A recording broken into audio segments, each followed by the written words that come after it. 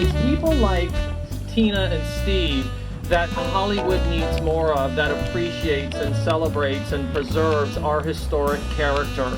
Now more than ever, when we're under assault by developers who are not from this area and want to bulldoze everything that is special to us. Hello. Another beautiful day for a plaque unveiling.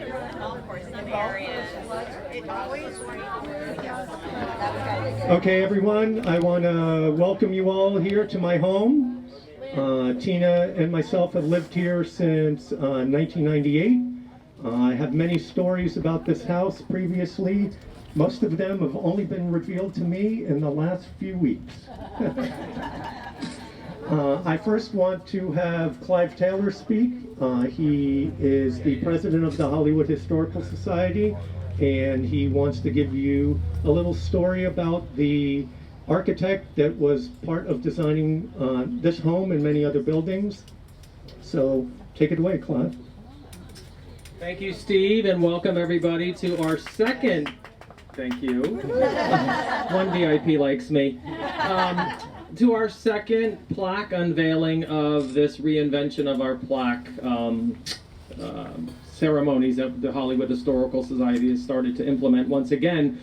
Rubush and Hunter are probably the most important architects in the city of Hollywood. They were hand-chosen by Joseph Young, who met them in Indianapolis when he was with knew Carl Fisher, and his offices were on Monument Circle, where a lot of Rubush and Hunter buildings were, and Carl Fisher had hired them, and they were in Miami Beach busy building some of the most elaborate buildings in Miami Beach, and Joseph Young, when he came to Hollywood, decided he would follow suit and use this firm. This firm in Indianapolis were rock stars. They did so many buildings all over the map of styles. They had Tudor style buildings. They had neoclassical buildings, they had classic Beaux Art buildings, they had Art Deco buildings. Whatever the need was, they designed these buildings along with Philip Weisberg, who did their interiors. So they were really extremely well known in Indianapolis, and then they became well known in South Florida, and I think more so in Hollywood than Miami Beach, because Joseph Young really used them for all of the new buildings and even had them draw up designs from everything from our biggest buildings to the humble bungalow, boomtime bungalow that you see here. So this same architecture firm did the very first building in Hollywood, which is still standing at the corner of Dixie Highway and Hollywood Boulevard. It was used as a bus garage for Joseph Young's buses. It still stands. This architecture firm built the first building, and some of the buildings that are still standing are represented on these storyboards if you'd like to come and see. But it's amazing that they were all over the map in style, grandeur, and scale. And these buildings tell the story of the beginning of Hollywood and how important they are that we're celebrating this. We're celebrating the architectural firm of Rubush and Hunter. Both of them, Preston Rubush and Edgar Hunter, both of them ended up retiring in Miami Beach. So I think it's because of Carl Fisher and Joseph Young. When they got here and they started designing the building, they loved so much, they both ended up retiring here. So it's a pleasure to be able to have Tina and Steve keep this house the way it's still here. And you got to remember, a lot of these homes are approaching 100 years old. We are hitting a centennial. Not a lot of South Florida cities can say that. Hollywood is actually over 100 years old. Joan Michelson says that this area right there in the back, the expert on all things Hollywood, Hollywood was known as Hollywood by the Sea as early as 1921. Here we are in 2021. We should really be having our birthday now. So, starting right now. So, that's all I'm going to say, and I'll turn it over to whoever's after me. Steve. I do want to say that Hollywood Historical Society does have books for sale here. We are going to be doing a raffle for The Nice Basket Made by Valerie Pansiera. And we are also going to raffle something off in honor of this home. It was difficult to find. When we first moved in here, our house was supposedly built in 1940, which we knew was not the case. There was a storied fire at the Broward County records or the City of Hollywood records. So any of the older buildings list 1940. With the research department, they got to verify that this house was built in 1925, previous to the county registering it. I got in touch with Marty, the property appraiser, and within 45 minutes, and I'm sure 2 cups of coffee, because if you've ever met him before, he's charged up. Maybe 3 cups of coffee. He had got back to me a listing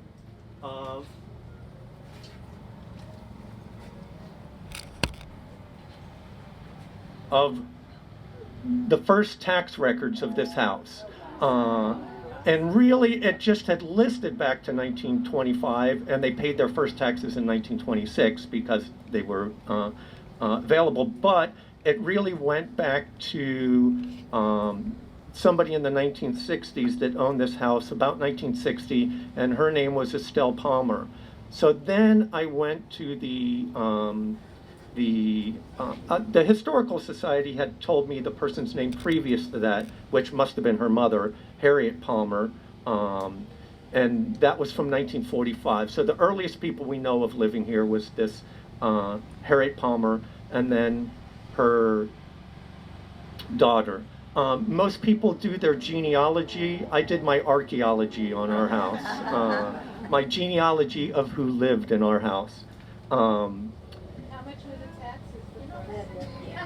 Well, ours aren't much more, and I'm glad the mayor's not here for me to tell him that because of our homestead exemption and our Save Our Homes program. Should I edit that out? But you don't have to, because we're saving our home, and we deserve a tax break.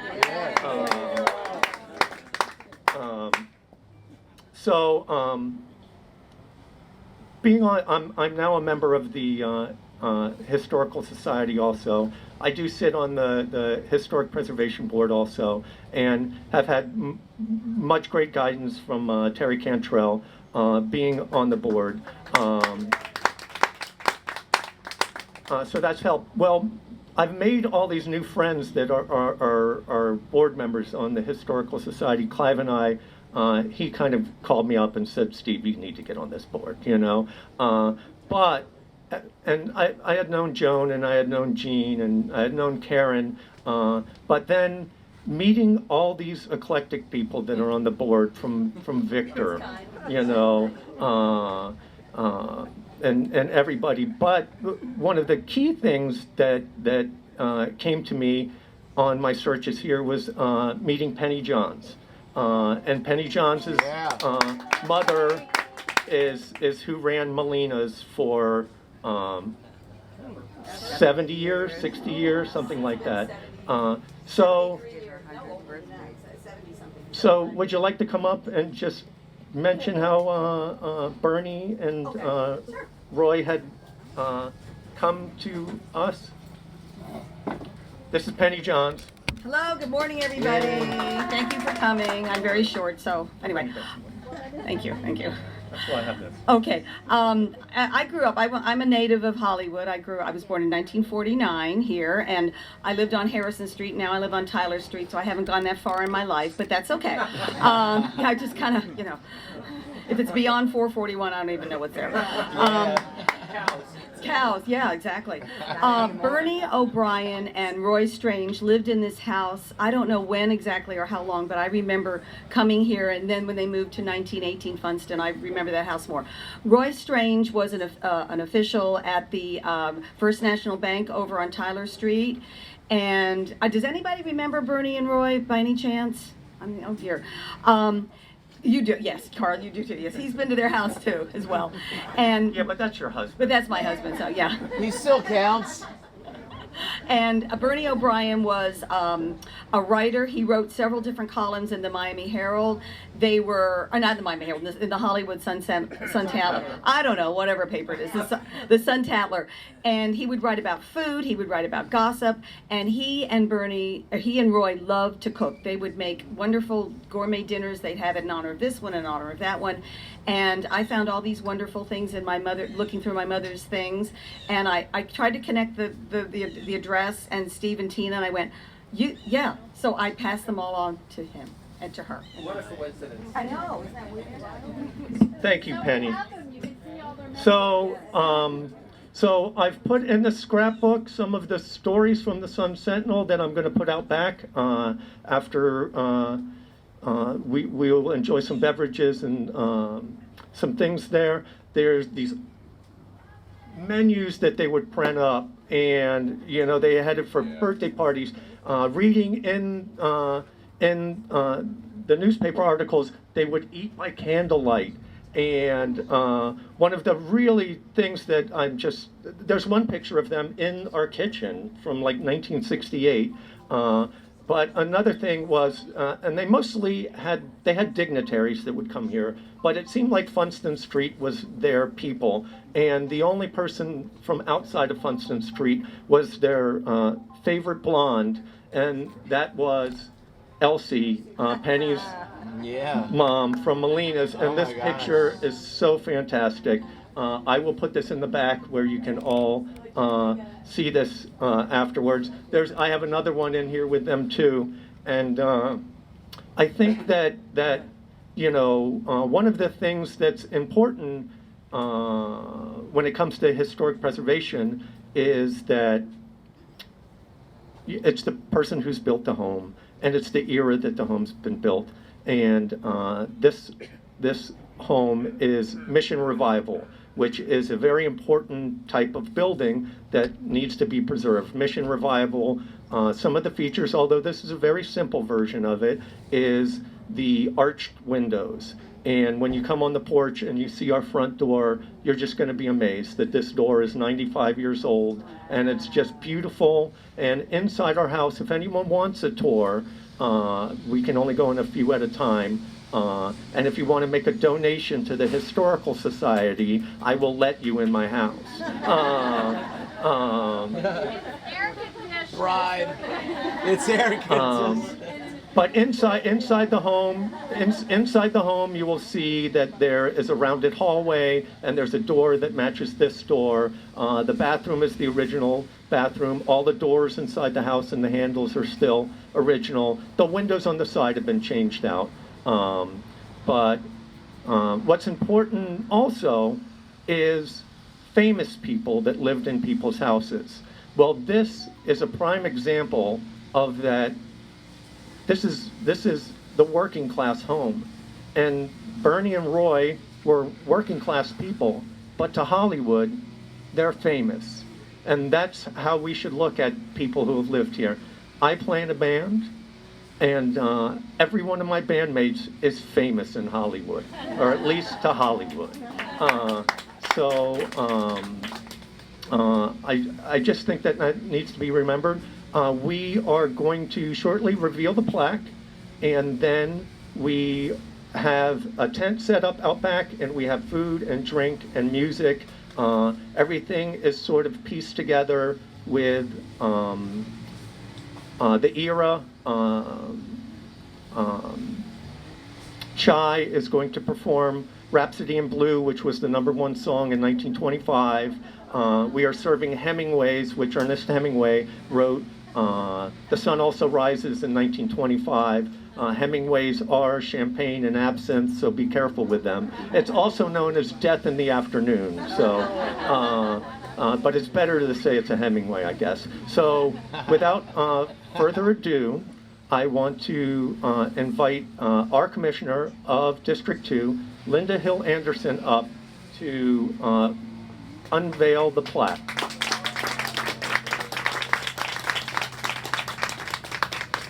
And would you like to say anything? Thank you all for inviting me here today. And when I heard she said that her mother was Molina's, that was the first store my grandmother took me to get my unders. I don't know if you remember Bessie and Billy's. Oh, yes. And there was a Dr. Stone down. Yes. Okay, so I've been here a long time, and it's good to see that you have preserved this house so beautifully. And all of you all came out. This is really magnificent. We don't get that many people out for association meeting. But anyway, thank you all for coming. I won't be able to stay through for the whole event, but I'm so excited that you invited me here today. Thank you. And by the way, Linda and I share a birthday, which was July 7th. Yes, he's younger than I am, as you can see. And she's younger than I am. Wow. So there you go. It's just an easy, you can just, it's pretty simple.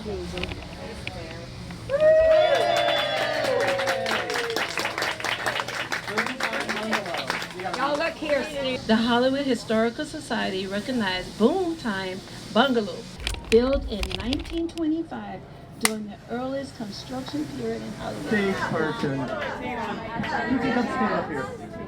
Yes. So, part of the raffle, other than the nice basket, is in the spirit of Bernie and Roy, we are raffling off a dinner for two at our house in the future.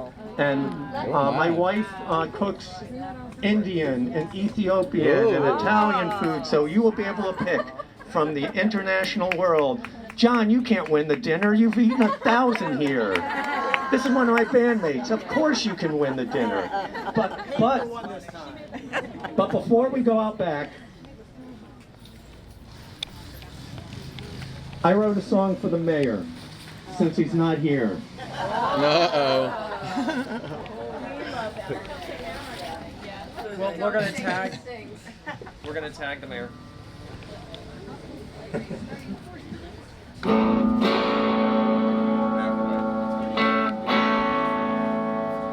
Hey, hey. We don't send love letters about things getting better, and the mailman doesn't bring postcards anymore. Aww. A cloud means something different. I can't think for an instance that is where all the information's stored. Now every day I wake up, the things that seem so made up, is there anything real enough to hold? 'Cause money doesn't matter, and things are getting sadder. If you miss the bandwagon, you're left out in the cold. They're building oh so plenty to hide away their money. The little folks, they just lose the way they live. City Hall just makes up stories of the breakup. Illusions of better things is what they give.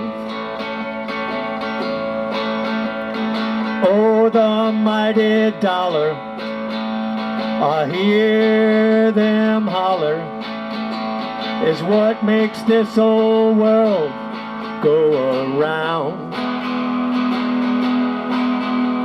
But if you listen keenly, it's done oh so obscenely. All our dreams are torn straight to the ground. One thing I will tell you, I got nothing to sell you, but doing right can never end up wrong. I will keep on fighting, I hope they keep a-biting, for all of you listening to this here song.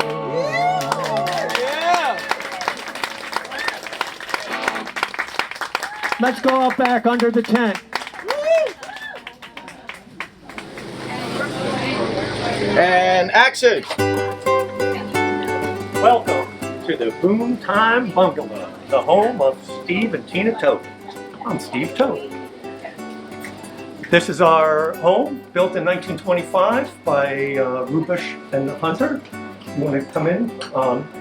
And my wife and I have lived here since 1989. The front windows here are original windows from 1925. They are in the revival style. Mission Revival? Mission Revival, and they are the arches in them are what exemplifies them. These windows used to open previous to us living here.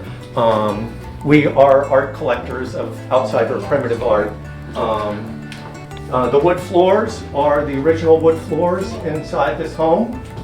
We've had to do a lot of work on them, but that's part of owning an old home. The stucco, underneath, most of the floors in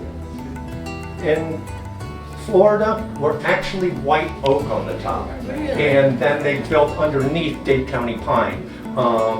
And Sheridan Lumber is the only place around that actually has the white oak because they know that people in Hollywood are going to buy it. You can't get it anywhere else. There are some buildings in Hollywood that have Dade County pine on the top, but this particular one does not. And then this is the living room. The kitchen, the dining room is where we have French doors in here. If you can see, the front two rooms are the only one with the original stucco in here, and it's very frosting-like cake. It had the original stucco on the roof in this room, but after Hurricane Irma, we had some problems, and modern plasterer said, "You're never going to find anyone to do this again." We do have the original stucco in that room. Carrying on with all our collected books and things, we have a phone booth in our house. The kitchen is mostly modern. This is an original cabinet with the lead lining in it. This has been changed out mostly in the 80s before we moved here. I think they expanded it. I would assume that maybe they had like a old style washing machine in the back, but now this is sort of kind of an office area. I think it'd be best to come around this way just for this amazing thing here. Oh, well, it's going to be the opposite, but to match the front door in the hallway, they have a Mission Revival door that has the arch here that exemplifies the style. And with this being a working class home, it still had this information. We're not going to go in here just because that's my band room and there's a lot of equipment in there, and we're storing stuff for the thing, but we have the original doors, original door handles.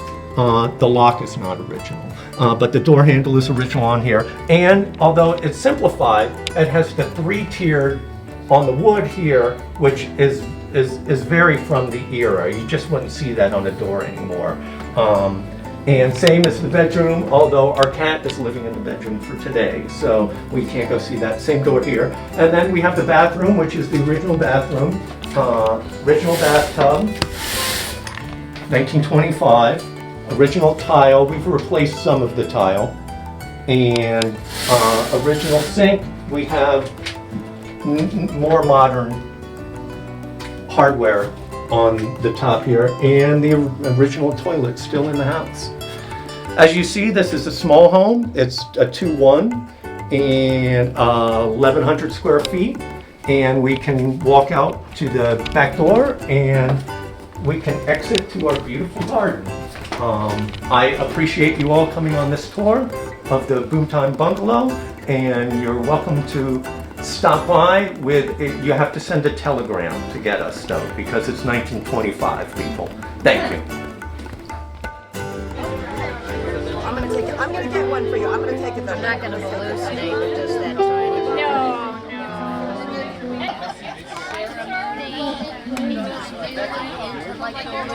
I'm going to start with a little bit of ABC for you, ABC. Time Bungalow. Cheers. Rubush Hunter. Steve and Tina, thank you so much. Your entertaining tradition continues. Bernie and Rory. We're here today to celebrate the memorial plaque presented by the Hollywood Historical Society. My name is Chai. I'm the program chair of the Music Club of Hollywood. And thank you so much. Thank you so much. And this is Gaston Gosselin, and he is our clarinetist today. We're going to play the Rhapsody in Blue. Who knows who composed the Rhapsody in Blue? Scott Joplin? No? I don't know. Uh-oh, Scott Joplin.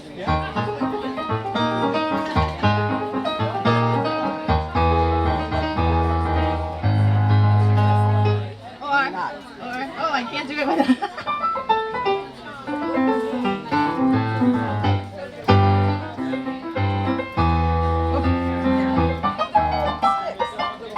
Okay, so that was Scott Joplin.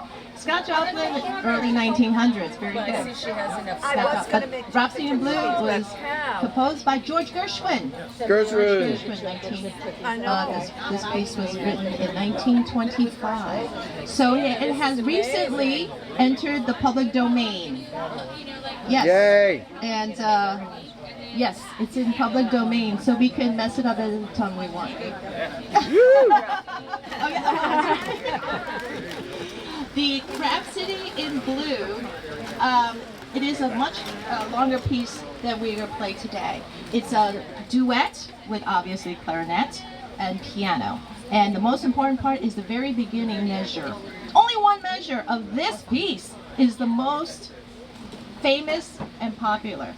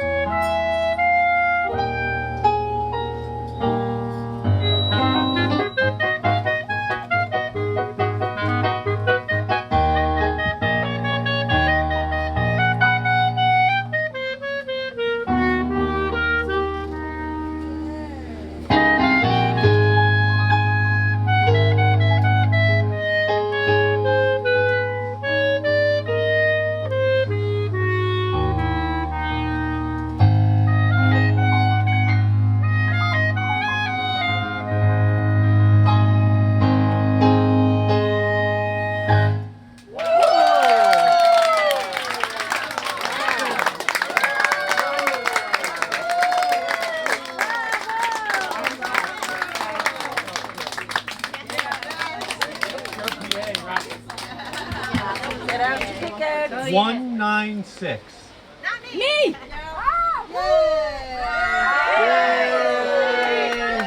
And this one, Grab that basket! Grab that basket! this one I am not giving gifts. Bernie and Roy, who lived in this house, had dinners for the dignitaries of Hollywood.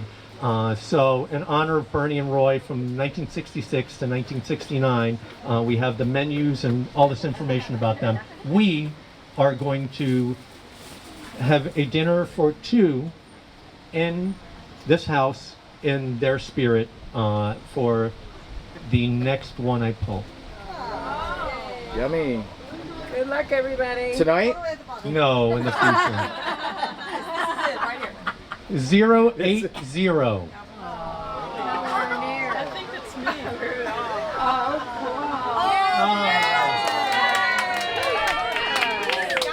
Well, guess what, everyone? Since there was a Bernie, there was a Roy, so we're going to give 2 dinners out. Or I'm going to have to if pull she another doesn't eat one that much. because it's the next number. Oh, no, it's 081. You don't need 2. She can come back twice. Anyway. Our next door neighbor, who owns a house built in 1925, that when my grandmother came to this house, she said, oh, so-and-so lived here, and he was the plumber, and so-and-so lived there, and they were the electrician. We have not been able to verify it, and my grandmother was crazy, but crazy enough to know the truth. So,